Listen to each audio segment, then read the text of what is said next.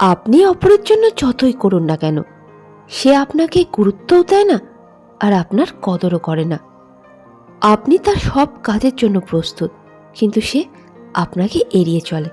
আর সবথেকে দুঃখজনক ঘটনা, আপনি তাকে হারাতে ভয় পান, কিন্তু সে আপনাকে কাছে রাখার কোনো চেষ্টাই করে না। আজ আমি আপনাকে এমন উপায় বলবো, যা করলে অপরজন আপনার গুরুত্ব অনুভব করবে। আপনি লক্ষ্য তো অবশ্যই করেছেন, যখন আপনি কারোর জন্য সবসময় প্রস্তুত থাকেন, তখন সে আপনাকে গুরুত্ব দেয় না। যখন আপনি প্রথমে মেসেজ করেন, তার উত্তর দেরিতে আসে। যখন আপনি তাকে খুশি রাখার চেষ্টা করেন, তখন সে আপনাকে অবহেলা করে।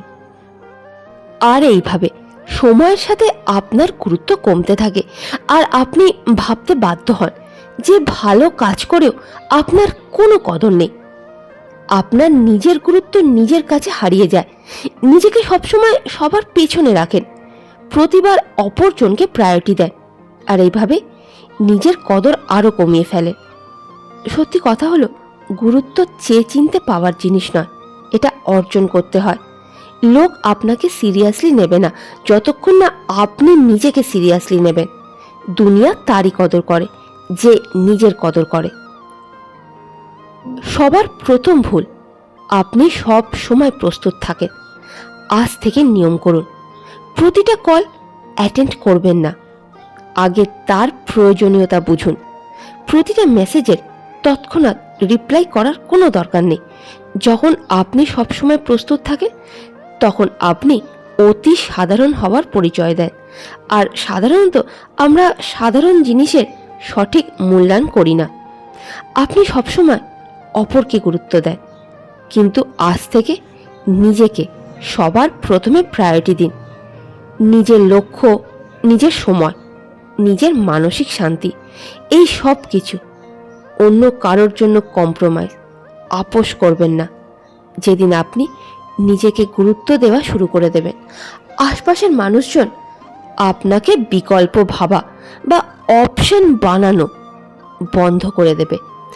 আপনি কাউকে না বলতে পারেন না, আর এটাই আপনার সবথেকে বড় দুর্বলতা।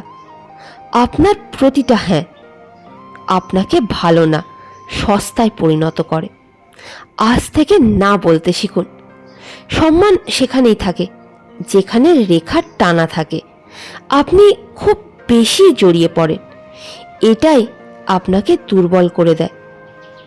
সে মেসেজ করুক বা না করুক, সে থাকুক বা না থাকুক, কোনো ব্যাপারই না। আপনার মধ্যে যেন কোনো কিছুই আলোড়ন সৃষ্টি করতে না পারে। আর যেদিন এটা অপর বুঝে যাবে, সেই দিন থেকে লোক আপনাকে হারাতে ভয় পাবে। মন দিয়ে একটা কথা শুনুন, আপনি মানুষকে পরিবর্তন করতে পারবেন না, কিন্তু আপনি নিজেকে পরিবর্তন করতে পারবেন। তাহলেই দেখবেন আশপাশের মানুষজন বদলে যাবে। আপনার গুরুত্ব কোনো রকম চালাকি বা জাদুমন্ত্রের দ্বারা অর্জন করতে পারবেন না, বদলে আপনার মানসিকতা, চিন্তাধারা দিয়েই আসবে।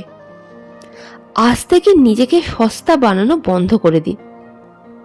এবার আপনাকে সিদ্ধান্ত নিতে হবে, আপনি উপেক্ষিত, অবহেলিত হতে চান, না নিজের গুরুত্ব বাড়াতে চান।